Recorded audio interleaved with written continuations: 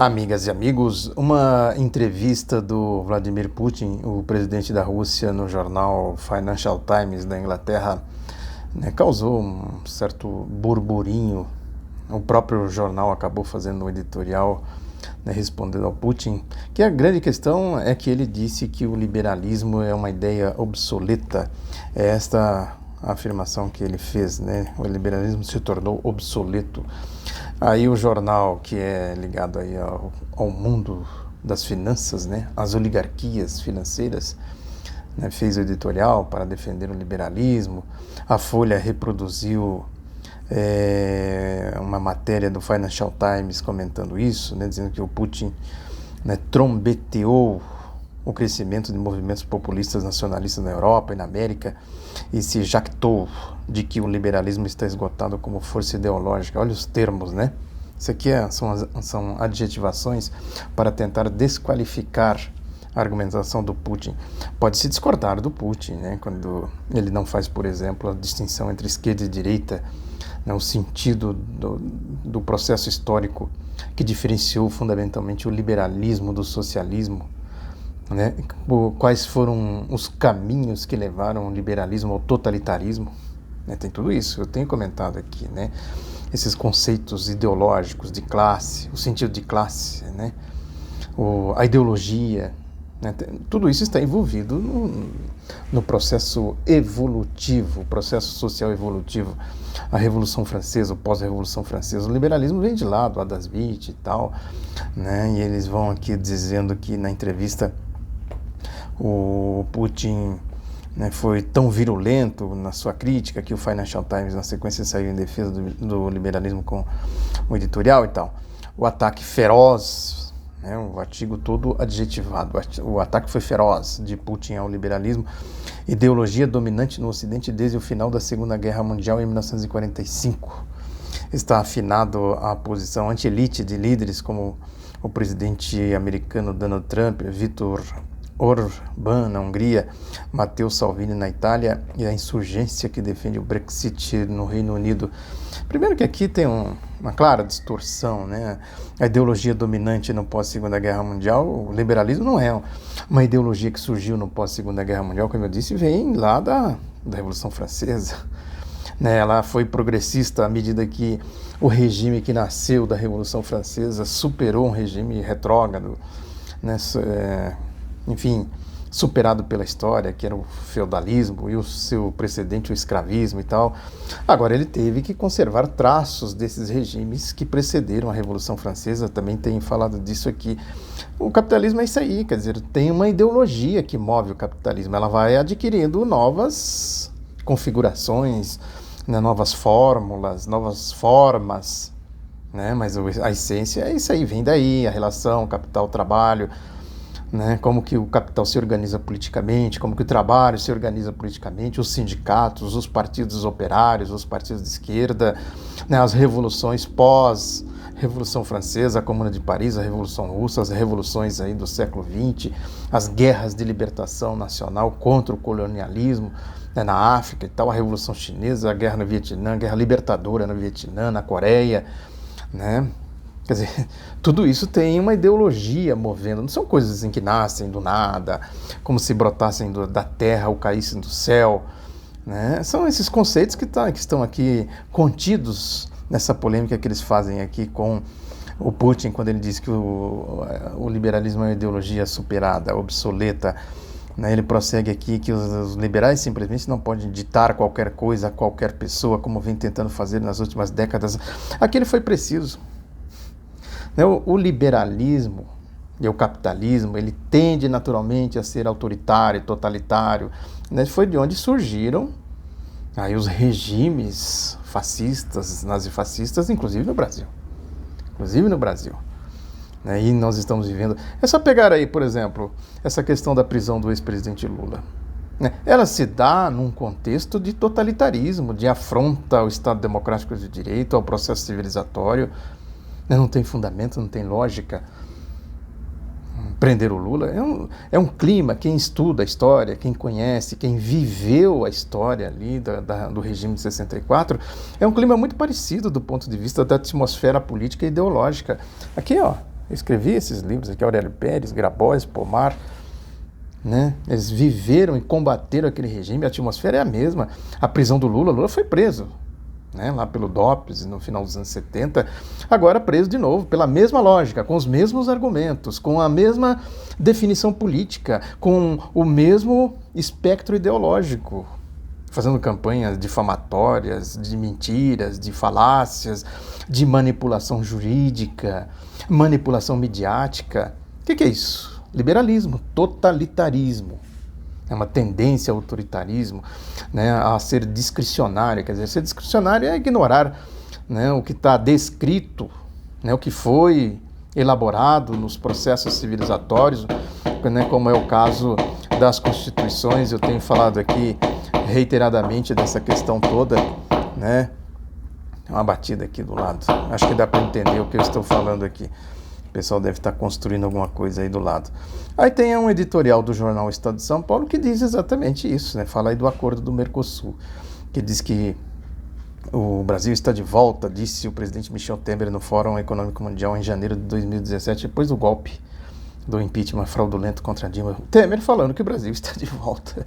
Agora vamos ver, o Estadão está elogiando aqui. Eu sempre falei que o Estadão elogiou o Temer.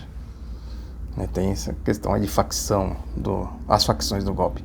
Com essas poucas palavras, ele anunciou uma diplomacia novamente livre de tiques terceiro-mundistas, voltada para a integração efetiva na economia global.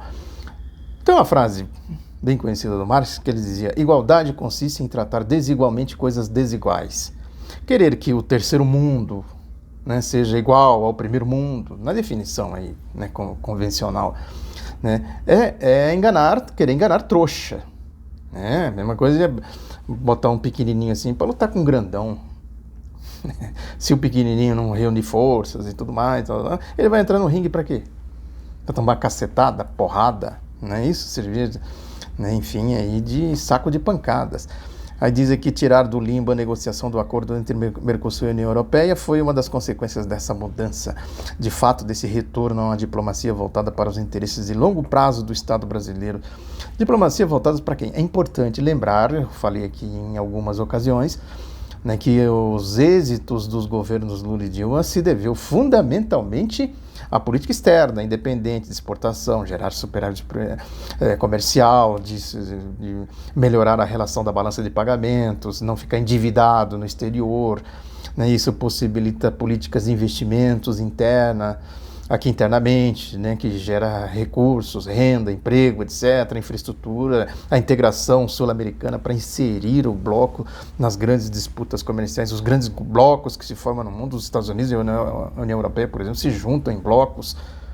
E o Brasil entrou no BRICS representando o bloco aqui do Mercosul, da América do Sul, América Latina, né, que é o gigante aqui da região. Tem tudo isso.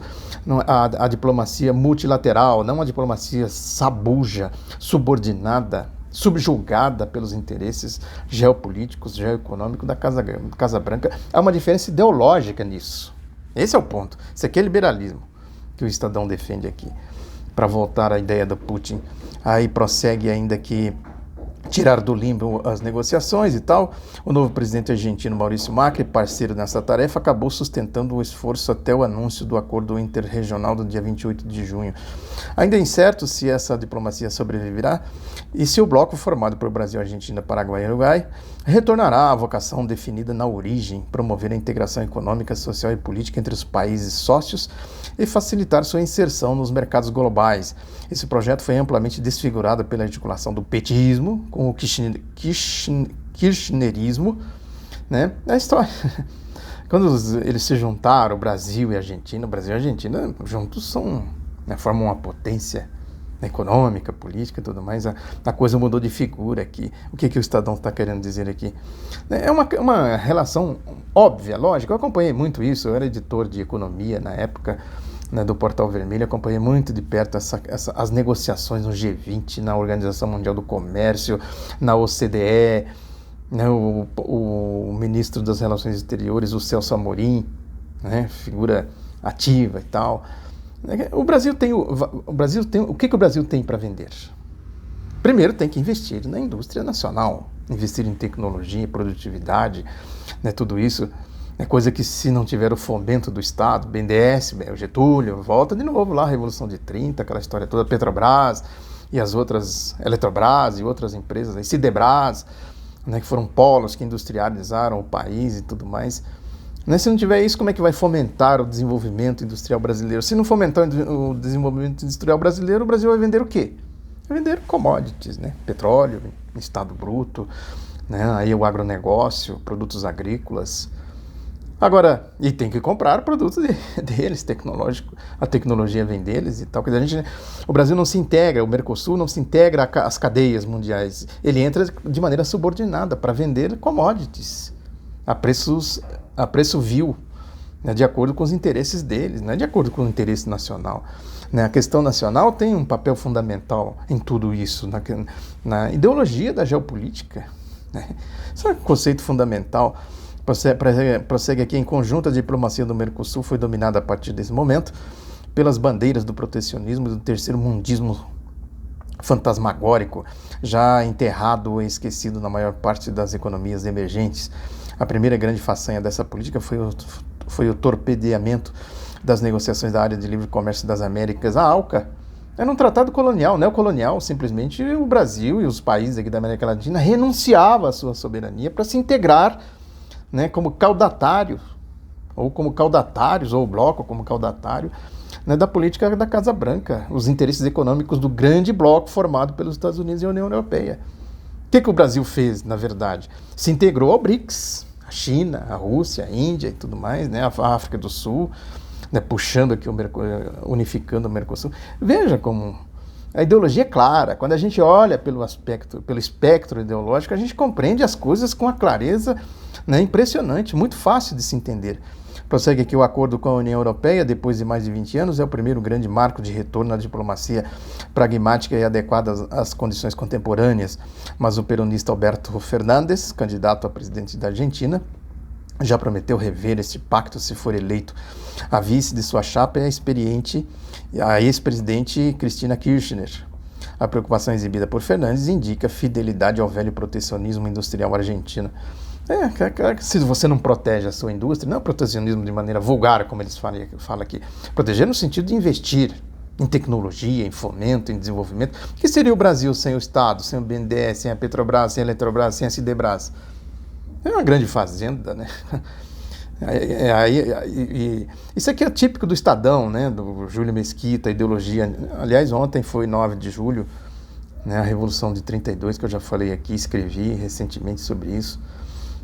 Né? Quer dizer, foi uma contra-revolução de 30, as oligarquias paulistas, chamadas oligarquias quatrocentonas, né?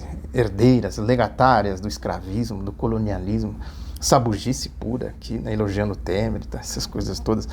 E termina dizendo o seguinte: se a diplomacia brasileira se reaprumar, Brasil e Mercosul poderão ganhar. Isso exigirá um retorno completo à tradição do Itamaraty, marcada pelo pragmatismo e pela fidelidade às características de um Estado laico. Aqui pega esse Ernesto Araújo, que é um fanático fundamentalista aí, né, essas seitas aí de vigaristas, dizimistas, essa turma aí. Dizimistas não é pejorativo, né, no sentido de fazer a indústria do dízimo, de fazer dinheiro, ganhar dinheiro, fazer negócio, né? E o Estadão acha que isso aqui acaba... E, na verdade, é isso mesmo, né? Acaba deteriorando, né, as condições do Itamaraty com essa política fundamentalista e tal. Isso vai se refletindo exatamente, né, nas outras questões, porque tem também um discurso aí, até setores da esquerda acabam assumindo isso, né, que é conservador nos costumes e liberal na economia. O liberalismo na economia é conservadorismo, porque o liberalismo veio... né, ele foi superado pela história, hoje ele responde às oligarquias financeiras, a esse domínio das cadeias globais de forma totalitária, autoritária. Tem as saídas pela direita, aí de Trump, Brexit, esses regimes de direita, né, aqui no Brasil com o bolsonarismo e tal, né, que vai tendendo ao fascismo, porque o liberalismo não responde. É isso que o Putin falou, né, ele está obsoleto exatamente por isso, porque ele não tem respostas. Eu, de novo, reforço aqui, se é verdade, do jeito que a Folha traduziu aqui do Financial Times, o Putin fala algumas coisas dos imigrantes, por exemplo, que não dá para concordar, né? né, a questão dos imigrantes precisa ser tratadas de maneira, olhando também a questão global, né, as desigualdades, os intercâmbios que são realizados, enfim, questões que precisam ser analisadas à parte. Agora, do ponto de vista econômico, eles são conservadores, retrógrados, autoritários. É o capital. É a ideologia do capital contra o trabalho. Para eles se sustentarem como regime, eles têm que ser autoritários contra o trabalho. E todas as suas organizações, o movimento sindical, os partidos de esquerda, os partidos operários, etc, etc. Né? E isso se reflete na conduta política. Isso que o Sérgio Moro e o espectro da Operação Lava Jato fez com o Lula, por exemplo. O Hélio Gaspari escreveu, finalizando aqui já, né, que ele escreveu, ele é colunista do Estadão e também do Globo, eu vi no Globo, né, que ele escreveu que a estratégia negocista destina-se a evitar, estratégia da Lava Jato, do Sérgio Moro, a evitar a discussão do conteúdo das mensagens que transformaram em denúncia de parcialidade. Coisa parecida fez o PT quando a Lava Jato começou a expor seus malfeitos. Não só o fim justificava os meios, como era tudo uma conspiração que chegava ao braço clandestino do governo americano. Lula acabou na cadeia e continua repetindo a mesma cantilena. Trata-se de converter todas as questões a um jogo de sim ou não. Se a pessoa acredita em Lula, deve acreditar numa conspiração. Se uma pessoa acredita em Moro e no coletivo da Lava Jato, deve acreditar noutra conspiração. A ideia deu errado para o PT e está dando errado para Moro. Quer dizer, tenta igualar Moro com Lula, com o PT, essas coisas todas. São ideologias diferentes, práticas diferentes, conceitos diferentes, mundos diferentes. Né? Aí corre o antagonista, já para pegar isso aqui e dizer que o Moro, o Lula é um ladrão. Aí entra exatamente a manipulação política ideológica, o papel dos esgotinhos nauseabundos, do porta-voz da imundície da Operação Lava Jato, que é esses corruptos aí do antagonista. Né? Claramente corruptos, porque ficam defendendo coisas corrompidas.